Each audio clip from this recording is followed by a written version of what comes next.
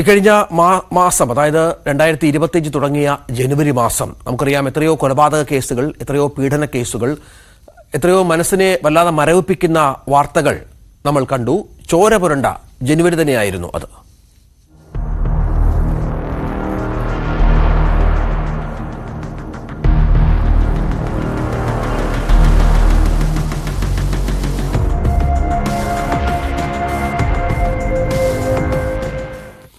അനുദിനം വർദ്ധിക്കുന്ന കുറ്റകൃത്യങ്ങളുടെ കണക്ക് ഒരു നടുക്കത്തോടെയാണ് കേരളം കേൾക്കുന്നത്. ബാലരാമപുരത്ത് കിണറ്റിലിട്ട് കൊന്ന ദേവേന്ദു എന്ന 2.5 വയസ്സുകാരി മുതൽ മഞ്ചേരി പുൽപ്പറ്റയിൽ ബക്കറ്റിലെ വെള്ളത്തിൽ മരിച്ച നിലയിൽ കണ്ട 3 മാസം പ്രായമായ ആദ്രി ദേവ് വരെയുള്ള മുഖങ്ങൾ ആർക്കും മറക്കാനാവില്ല.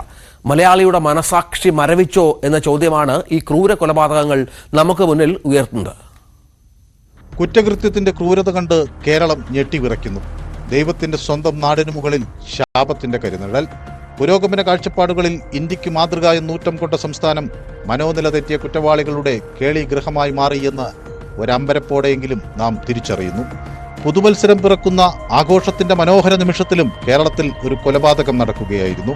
തൃശൂർ തേക്കിൻകാട് മൈതാനത്ത് പുതുവത്സരം ആഘോഷിക്കാനെത്തിയ പ്രായപൂർത്തിയാകാത്ത 2 വിദ്യാർത്ഥികൾ 30-കാരനെ കുത്തിക്കൊന്നു. മുള്ളൂർക്കരയിൽ ന്യൂ ഇയർ ആശംസിക്കാത്ത സുഹൃത്തായ യുവാവിനെ കാപ്പ കേസ് പ്രതി 24 തവണ കുത്തി.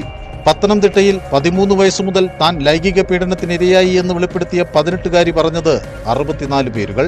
ഒരു പെൺകുട്ടിയെ ഇത്രയധികം പേർ ലൈംഗിക ചൂഷണത്തിനിരയാക്കുന്ന സംഭവം അപൂർവം. പക്ഷേ അതും കേരളത്തിൽ നടക്കുന്നു. ചേന്നമംഗലം കൂട്ടക്കൊലയിൽ പശ്ചാത്താപമില്ലെന്നാണ് പ്രതി ഋതു ജയൻ അന്വേഷണ സംഘത്തോട് പറഞ്ഞത്. അയൽവാസികളായ 3 പേരെ കൊന്ന ശേഷം ഗുരുതരാവസ്ഥയിൽ കഴിയുന്ന 4-മത്തെയാൾ മരിക്കാത്തതിലാണ് പ്രയാസമെന്നാണ് പ്രതി പോലീസിനോട് പറഞ്ഞത്. വൈക്കത്ത് ഹണി ട്രാപ്പിൽ വൈദികനെ കുടുക്കിയ യുവതിയും സുഹൃത്തും പലപ്പോഴായി തട്ടിയത് 41 ലക്ഷം രൂപ. തലശ്ശേരിയിൽ ജനിപ്പിച്ച കുറ്റത്തിന് അമ്മയ്ക്ക് മകൻ നൽകിയ ശിക്ഷ മരണം. കഠിനംകുളത്ത് പൂജാരിയുടെ ഭാര്യയെ സുഹൃത്ത് ജോൺസൺ കൊലപ്പെടുത്തിയത് കഴുത്തിൽ കത്തികുത്തിയിറക്കി. നെന്മാറയിലെ കൊലയാളി ചെന്താമര വിശ്വസിക്കുന്നത് താൻ ഒരു കടുവയാണെന്നാണ്. ചോറ്റാനിക്കരയിലെ പോക്സോ അതിജീവിതയെ കാമുകൻ ചുറ്റിക കൊണ്ടടിച്ചു കൊന്നത് ഇഞ്ചിഞ്ചായി. അതിനിടയിലും ലൈംഗിക ബന്ധത്തിന് ശ്രമിച്ചു. ഇങ്ങനെ പിഞ്ചു കുഞ്ഞുങ്ങൾ മുതൽ വയോവൃദ്ധരെ വരെ കൊല്ലാൻ മടിയില്ലാത്ത നാടായി മലയാളക്കര മാറിക്കഴിഞ്ഞു.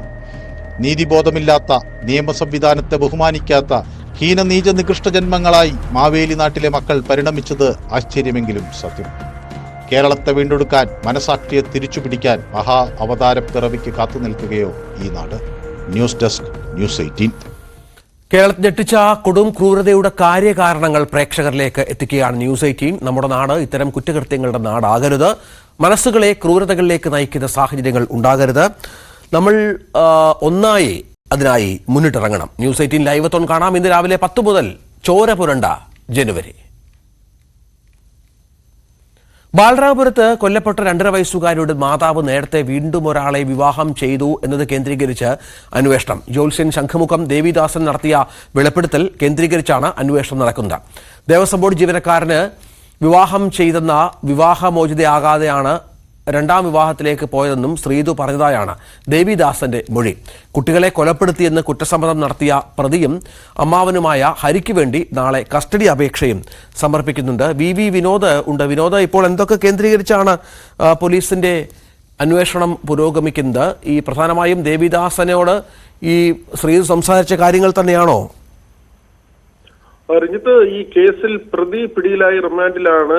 കസ്റ്റഡിയിൽ വാങ്ങി ചോദ്യം ചെയ്യേണ്ടതുണ്ട്. പോലീസിനെ സംബന്ധിച്ച് കേസിൽ പ്രതിയെ കിട്ടി എന്നത് പ്രധാനപ്പെട്ട ഒരു കാര്യം തന്നെയാണ്. പക്ഷേ ഇതിന്റെ മോട്ടീവ്, എന്തിന് ഈ കൊലപാതകം എന്നത് സംബന്ധിച്ചുള്ള അവ്യക്തത തുടരുന്നുണ്ട്. ശംഖുമുഖം ദേവിദാസൻ എന്ന ജോൾസന്റെ മൊഴി കഴിഞ്ഞ ദിവസം നമുക്ക് ബൈറ്റ് അദ്ദേഹം നൽകിയതിലും ഇക്കാര്യം പറയുന്നുണ്ട്. ശ്രീതു തന്നോട് പറഞ്ഞു വീണ്ടും വിവാഹിതയായി. ആദ്യത്തെ വിവാഹബന്ധം വേർപെടുത്താതെയാണ് 2ാമത് വിവാഹിതയായത്. ഇതൊരു 6 മാസം മുൻപായിരുന്നു ഇങ്ങനെ ഒരു കാര്യം പറഞ്ഞത്. കരിക്കകത്താണ് ദേവിദാസൻ താമസിക്കുന്നത്.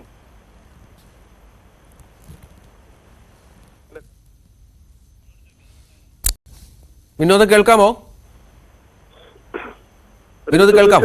തുടരാം. രഞ്ജിത്ത്, ഈ 6 മാസം മുൻപാണ് ശ്രീതു തന്നോട് ഈ കാര്യം പറഞ്ഞതായി ദേവിദാസൻ വെളിപ്പെടുത്തുന്നത്. അദ്ദേഹം കഴിഞ്ഞ ദിവസം നമുക്ക് നൽകിയ പ്രതികരണത്തിലും ഇക്കാര്യം സൂചിപ്പിക്കുന്നുണ്ട്. ദേവസ്വം ബോർഡിലെ ഒരാളെ വിവാഹം ചെയ്തു എന്ന കാര്യമാണ് പറയുന്നത്. ശ്രീതുവിന് താൽക്കാലികമായ ജോലി ദേവസ്വം ബോർഡിൽ ഉണ്ടായിരുന്നു. അതുകൊണ്ട് തന്നെ ഈ കുഞ്ഞിന്റെ മരണവുമായി ബന്ധപ്പെട്ട് കുഞ്ഞിനെ ഒഴിവാക്കുന്നതിന് മറ്റേതെങ്കിലും കേന്ദ്രത്തിൽ നിന്നുകൊണ്ട് സമ്മർദ്ദം ശ്രീതുവിന് മേലുണ്ടായിരുന്നോ, ഈ രണ്ടാമത്തെ ഭർത്താവ് ആരാണ് തുടങ്ങിയ കാര്യങ്ങളെ കുറിച്ചാണ് പോലീസ് അന്വേഷിക്കുന്നത്. ഇതിൽ ഈ സഹോദരൻ കൊലപ്പെടുത്തി എന്ന് പറയുമ്പോൾ സഹോദരനെ കൊണ്ട് അത് ചെയ്യിച്ചതാണോ എന്ന സംശയം പലരും ഉന്നയിക്കുന്നുണ്ട്. നാട്ടുകാർ പ്രധാനമായും ഉയർത്തുന്ന ഒരു സംശയവും അത് തന്നെയാണ്. കാരണം പ്രതി ഹരിക്ക് അങ്ങനെ ഒരു ചെയ്യാനുള്ള ഒരു ചിന്താഗതി ഉണ്ടാകില്ല. കാരണം അങ്ങനെ ഏതെങ്കിലും തരത്തിലൊരു അക്രമവാസന നടത്തിയിട്ടുള്ള ഒരാളല്ല. അതുകൊണ്ട് തന്നെ വളരെ ബുദ്ധിപരമായി ഹരിയെ കൊണ്ട് അത് ചെയ്യിച്ചതാകാൻ സാധ്യതയുണ്ട്. അങ്ങനെ ചെയ്യിച്ചതാണെങ്കിൽ ആരാണ് ചെയ്തത്, എന്തുകൊണ്ട് ശ്രീതു ഈ വാട്സപ്പ് സന്ദേശങ്ങളെല്ലാം ഡിലീറ്റ് ചെയ്തു, ഒരു വീട്ടിൽ താമസിക്കുമ്പോൾ തന്നെ വളരെ രഹസ്യമായി എന്തിന് ഫോണിലൂടെ വാട്സപ്പ് സന്ദേശങ്ങൾ സഹോദരനും സഹോദരിയും തമ്മിൽ കൈമാറി എന്നതടക്കമുള്ള സംശയങ്ങൾ അവശേഷിക്കുന്നുണ്ട്. അതിൽ പ്രധാനമായും ഹരിക്ക് എഴുത്തും വായനയും കൃത്യമായി അറിയില്ല. അതുകൊണ്ട് തന്നെ വാട്സപ്പിൽ എഴുതിയുള്ള സന്ദേശങ്ങളല്ല, മറിച്ച് വോയിസ് ക്ലിപ്പുകളായി അവരുടെ സന്ദേശങ്ങൾ കൈമാറി എന്നാണ് മനസ്സിലാക്കുന്നത്. കൂടുതലും ശ്രീതുവാണ് അയച്ചിട്ടുള്ളത്. പലതും നിർദ്ദേശങ്ങളാണ്. അതുകൊണ്ട് തന്നെയാണ് ഈ സംശയം ബലപ്പെടുന്നതും. ഇരുവർക്കിടയിൽ ഒരു സെക്ഷൽ റിലേഷൻ ഉണ്ടായിരുന്നു എന്ന വിവരങ്ങൾ പുറത്തു വന്നിരുന്നു. അതിന് സമ്മതിക്കാത്തതിലെ വൈരാഗ്യത്തിൽ കുഞ്ഞിനെ കൊലപ്പെടുത്തി എന്ന മൊഴി, പക്ഷേ അത് പൂർണ്ണമായും പോലീസ് വിശ്വസിക്കുന്നില്ല. അവിടെയാണ് ഈ രണ്ടാം ഭർത്താവ് ആര് എന്നത് കേന്ദ്രീകരിച്ചുള്ള അന്വേഷണം. മാത്രമല്ല, ശ്രീതു ദേവസ്വം ബോർഡിൽ സ്ഥിര ജീവനക്കാരിയാണെന്ന് പലരോടും പറഞ്ഞിരുന്നു. ജോലി വാഗ്ദാനം ചെയ്ത് പലരിൽ നിന്നും പണം തട്ടിയതായ വിവരവും പുറത്തു വരുന്നു. ശ്രീതു ഉപയോഗിച്ചിരുന്ന കാർ അത് ആരുടേതാണ്, എങ്ങനെയാണ് ഈ കാർ ലഭിച്ചത്, ഇതിനുള്ള വരുമാനം എവിടെ നിന്ന് തുടങ്ങി പല കാര്യങ്ങളും ചോദ്യചിഹ്നമായി അവശേഷിക്കുന്നുണ്ട്. ഇത്തരം കാര്യങ്ങളിൽ ഉത്തരം കണ്ടെത്താനാണ് ഇപ്പോൾ അന്വേഷണ സംഘത്തിന്റെ നീക്കങ്ങളും നടപടികളും. രഞ്ജിത്ത്, ശരി, വി വിനോദ് വിവരങ്ങൾ പങ്കുവച്ചു. മറ്റൊരു വാർത്ത വരുന്നത്, അത് നേരത്തെ പറഞ്ഞതുപോലെ ആൺ സുഹൃത്തിന്റെ മർദ്ദനമേറ്റ് ചോറ്റാനിക്കരയിൽ പെൺകുട്ടി കൊല്ലപ്പെട്ട സംഭവത്തിൽ തുടർ നീക്കവുമായി പോലീസ് രംഗത്തുണ്ട്. റിമാൻഡിലുള്ള സുഹൃത്ത് അനൂപിനായി നാളെ കസ്റ്റഡി അപേക്ഷയും നൽകും. ഇയാളെ വീട്ടിൽ കൊണ്ടുവന്ന സുഹൃത്തിനെക്കുറിച്ചും അന്വേഷണം നടത്തുന്നുണ്ട്. ഡാനി, ഇതിൽ കൂടുതൽ പങ്കാളിത്തം പോലീസ് സംശയിക്കുന്നുണ്ടോ? രഞ്ജിത്ത്, ഇതിലെ പ്രധാനമായും പോലീസ് ഇയാൾക്ക് ഏതെങ്കിലും രീതിയിൽ ഇത് കൊലപ്പെടുത്തണം എന്നൊരു ഉദ്ദേശം ഉണ്ടായിരുന്നോ എന്ന ആ ഒരു കാര്യത്തിലാണ് പോലീസ് അന്വേഷണം നടത്തുന്നത്. അങ്ങനെ ആരോടെങ്കിലും ഇതുമായി ഡാനി കേൾക്കുന്നുണ്ടോ? തുടരാം. ഇപ്പോൾ ഉൾപ്പെടുത്തിയിരിക്കുന്ന നരഹത്യ എന്നുള്ള ഒരു വകുപ്പ്, അത് കൊലക്കുറ്റം എന്ന രീതിയിലേക്ക് മാറുകയും ചെയ്യും. അപ്പോൾ അത്തരം കാര്യങ്ങൾക്ക് എന്തെങ്കിലും സാഹചര്യമായ ഒരു തെളിവുകൾ ഉണ്ടോ എന്നതടക്കമുള്ള കാര്യങ്ങളാണ് പോലീസ് പരിശോധിക്കുന്നത്. അതിനുവേണ്ടിയാണ് ഈ മറ്റുള്ളവർ കൂടി അവർക്ക് ഇത് അറിയാമായിരുന്നു, അവരുമായി ഏതെങ്കിലും രീതിയിൽ ഇത്തരം കാര്യങ്ങൾ ഇയാൾ സംസാരിച്ചിരുന്നു എന്നതടക്കമുള്ള കാര്യങ്ങൾ പോലീസ് പരിശോധിക്കുന്നത്. ഇതിനു വേണ്ടിയാണ് ഇപ്പൊ നാളെ കസ്റ്റഡി അപേക്ഷ സമർപ്പിക്കുന്നുണ്ട്. കസ്റ്റഡി ലഭിച്ച ശേഷം അത്തരം ഒരു നടപടികളിലേക്ക് കടക്കുകയും ഇവിടെ കൊണ്ടുവന്നാക്കിയ ആ സുഹൃത്തിനെ അടക്കം ഇതിൽ പോലീസ് ചോദ്യം ചെയ്യാൻ വിളിപ്പിച്ചിട്ടുണ്ട്. അത്തരം കാര്യങ്ങളിലേക്ക് പോലീസ് നീങ്ങുകയും ചെയ്യും. ഇപ്പോൾ ചുമത്തിയിരിക്കുന്ന പോസ്റ്റ്മോർട്ടം റിപ്പോർട്ടിന്റെ കൂടി അടിസ്ഥാനത്തിൽ ഈ പ്രതിക്ക് കൊലപ്പെടുത്തണമെന്നൊരു ഉദ്ദേശം ഉണ്ടായിരുന്നില്ല എന്നൊരു സംശയത്തിന്റെ ഒരു ആനുകൂല്യം ഈ പ്രതിക്ക് വന്നിട്ടുണ്ട്. അതുകൊണ്ടാണ് ഈ നരഹത്യ എന്ന രീതിയിലേക്ക് പോകുന്നത്.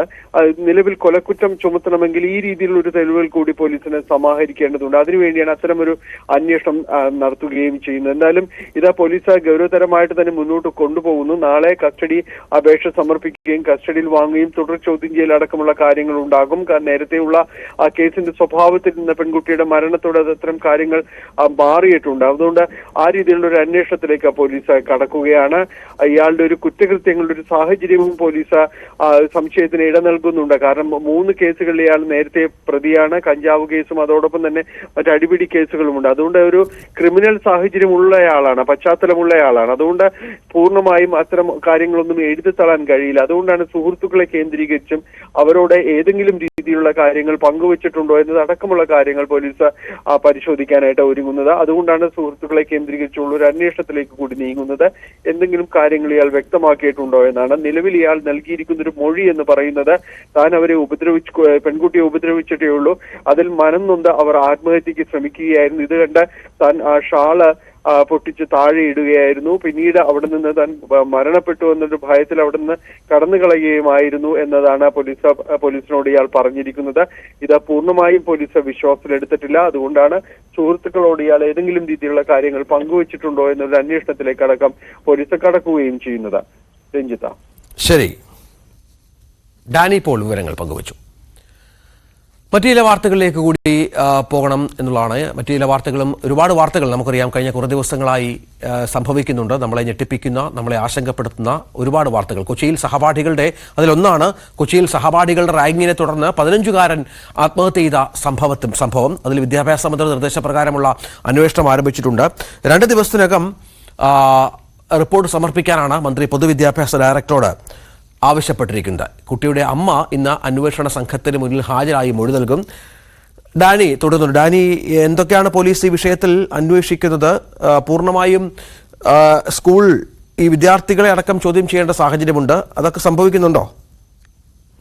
വിദ്യാർത്ഥികളിലേക്ക് പോലീസ് ഒരു ആദ്യഘട്ടത്തിലുള്ള 2 പേര് മൊഴി പോലീസ് രേഖപ്പെടുത്തിയിട്ടുണ്ട്. പക്ഷെ പൂർണ്ണമായും ആ മൊഴി രേഖപ്പെടുത്തുന്നതിലേക്ക് അടക്കാൻ പോലീസിന് കഴിഞ്ഞിട്ടില്ല. അതിന് പ്രധാനമായൊരു കാരണം കുട്ടികളാണ് എന്നൊരു പരിഗണന അവർക്കും നൽകുന്നുണ്ടായിരുന്നത് തന്നെയാണ്. അവരൊരു പരീക്ഷാ കാര്യങ്ങളടക്കമുള്ള കാര്യങ്ങൾ പൂർത്തിയാക്കിയിട്ടുണ്ട്. അതിനുശേഷം അവരിലേക്ക് എത്താമെന്നാണ് പോലീസ് പറയുന്നത്. പക്ഷെ അതേസമയം സ്കൂൾ അധികൃതരുടെ ഭാഗത്തുനിന്നുള്ള വിശദീകരണം പോലീസ് തേടിയിട്ടുണ്ട്. എന്താണ് കാര്യങ്ങളിലുള്ളത് എന്നതടക്കമുള്ള കാര്യങ്ങൾ പോലീസ് പരിശോധിക്കുകയും ചെയ്യുകയാണ്. മറ്റൊന്ന്, മിഹിർ അഹമ്മദിന്റെ അമ്മയോട് മൊഴി നൽകണമെന്ന് ആവശ്യപ്പെട്ടിട്ടുണ്ട്. അവർ കൊച്ചിയിലേക്ക് എത്തുന്നു എന്നാണ് മനസ്സിലാക്കാൻ കഴിയുന്നത്. അവരോട് സംസാരിക്കുമ്പോൾ ഈ ദിവസങ്ങളിൽ കൊച്ചിയിലേക്ക് എത്തും. പക്ഷെ ഒരു സമയം ഏത് ഉദ്യോഗസ്ഥന് മുന്നിൽ എവിടെയാണ് എന്നത് സംബന്ധിച്ച് ഇപ്പോഴും പോലീസ് കൃത്യമായി വിവരം നൽകിയിട്ടില്ല. ഒരുപക്ഷെ ഇന്നോ അതോ നാളെയോ ആകാനുള്ള ഒരു സാധ്യതയുണ്ട് എന്നവർ പറയുകയും ചെയ്യുന്നുണ്ട്. എന്നാലും ഈ കേസിലും പോലീസ് കൂടുതൽ കാര്യക്ഷമമായിട്ട് തന്നെയാണ് ഇടപെടുന്നത്. പ്രത്യേകിച്ച് വിദ്യാഭ്യാസ മന്ത്രിയുടെ അടക്കം ഒരു നിർദ്ദേശം ഇക്കാര്യത്തിൽ വന്നിട്ടുണ്ട്. അങ്ങനെ ഒരു അന്വേഷണം വിദ്യാഭ്യാസ വകുപ്പിന്റെ ഭാഗത്തു നിന്ന് പാരലായിട്ട് നടക്കുന്നുണ്ട്. അത് പ്രധാനമായും സ്കൂളിന്റെ വീഴ്ച സംബന്ധിയായ കാര്യങ്ങളിലാണ്. പൊതുവിദ്യാഭ്യാസ ഡയറക്ടറോട് തന്നെ ഇത്തരം കാര്യങ്ങളിൽ റിപ്പോർട്ട് നൽകാനായിട്ട് ആവശ്യപ്പെട്ടിട്ടുണ്ട്. അതനുസരിച്ചുകൊണ്ട് കഴിഞ്ഞ ദിവസം ആലുവ DEO സ്കൂളിലെത്തി വിവരങ്ങൾ ശേഖരിക്കുകയും എല്ലാം തന്നെ ചെയ്തിട്ടുണ്ട്. ആ ഭാഗത്ത് ഒരു അന്വേഷണം നടക്കുന്നു. അതോടൊപ്പം തന്നെയാണ് ഹിൽപ്പല CAയുടെ നേതൃത്വത്തിൽ 10-അംഗ അന്വേഷണ സംഘത്തിന് രൂപം നൽകുകയും അവരുടെ ഒരു അന്വേഷണം നടക്കുകയും ചെയ്യുന്നു. ഒപ്പം ഈ സൈബർ ടീമിനെ കൂടി ഇതിൽ ഉൾപ്പെടുത്തിയിട്ടുണ്ട്. അത് പ്രധാന ഉദ്ദേശം എന്ന് പറയുന്നത് ഈ കുട്ടിയുടെ മരണം ചില സഹപാഠികൾ ആഘോഷിക്കുകയായിരുന്നു എന്ന് അമ്മ പറയുന്നുണ്ട്.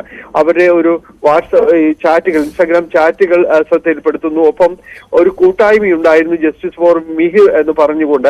ആ കൂട്ടായ്മ പെട്ടെന്ന് ഇല്ലാതാകുന്നു. അത് ആരുടെ സമ്മർദ്ദം കൊണ്ട് ഇല്ലാതാക്കി എന്നതടക്കമുള്ള കാര്യങ്ങൾ, ആരൊക്കെയായിരുന്നു ആ വാട്സപ്പ് ഗ്രൂപ്പിലെ അംഗങ്ങൾ എന്നതടക്കമുള്ള കാര്യങ്ങൾ പോലീസ് ശേഖരിക്കുന്നുണ്ട്. അതിനാണ് സൈബർ ടീമിനെ അടക്കം ഉൾപ്പെടുത്തിയിട്ടുള്ളത്. നിലവിൽ CCTV ദൃശ്യങ്ങൾ ശേഖരിച്ചിട്ടുണ്ട്. പക്ഷേ ഈ വാഷ്റൂമിലടക്കം പീഡനങ്ങൾ നടന്നുവെന്ന് കുട്ടിയുടെ അമ്മ പറയുന്നുണ്ട്. അപ്പോൾ അത്തരം കാര്യങ്ങളിലേക്ക് ഏതെങ്കിലും ഈ ദൃശ്യങ്ങൾ ഉപകരിക്കുമോ എന്നത് സാധ്യത കുറവുള്ള ഒരു കാര്യമാണ്. എന്തായാലും അത്തരം കാര്യങ്ങൾ, അവിടേക്ക് പോകുന്ന ദൃശ്യങ്ങളോ മറ്റെന്തെങ്കിലും ശേഖരിക്കാൻ കഴിഞ്ഞെങ്കിൽ അത് അന്വേഷണത്തിന് സഹായകരമാകും. അപ്പോൾ ആ മുഴുവൻ സാധ്യതകളും പരിശോധിച്ചുകൊണ്ട് തന്നെയാണ് പോലീസ് ഈ അന്വേഷണവുമായിട്ട് മുന്നോട്ട് പോകുന്നത്. കുട്ടിയുടെ അമ്മ വരും ദിവസം തന്നെ അന്വേഷണ സംഘത്തിന് മുന്നിലെത്തും എന്ന് തന്നെയാണ് അവരുമായി ബന്ധപ്പെടുമ്പോൾ അറിയാനായിട്ട് സാധിക്കുന്നത്. എന്തായാലും അവരുടെ മൊഴി അടക്കമുള്ള കാര്യങ്ങൾ രേഖപ്പെടുത്തും.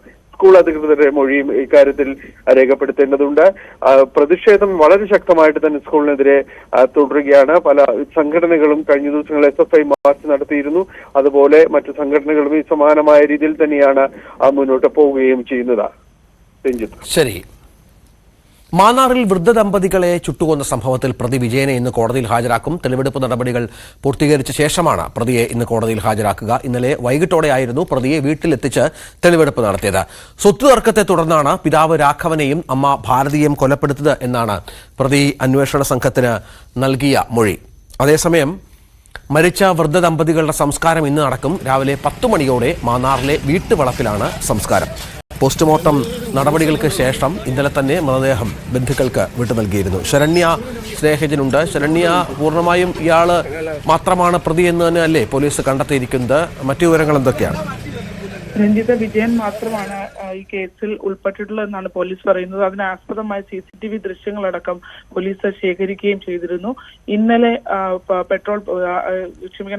കഴിഞ്ഞ ദിവസം വിജയൻ പെട്രോൾ പമ്പിൽ എത്തുന്നതും പെട്രോൾ വാങ്ങുന്നതും അടക്കമുള്ള ദൃശ്യങ്ങളൊക്കെ പോലീസിന് ലഭ്യമായിട്ടുണ്ട്. അവിടെയൊക്കെ ഇയാൾ ഒറ്റയ്ക്കായിരുന്നു ഉണ്ടായിരുന്നത്.